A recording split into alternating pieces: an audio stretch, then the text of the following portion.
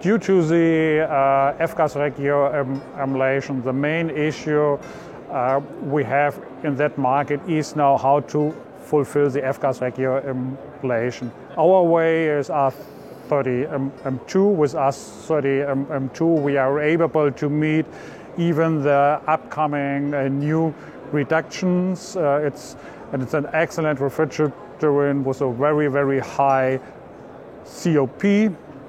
And we will now change all our heat pumps to R32.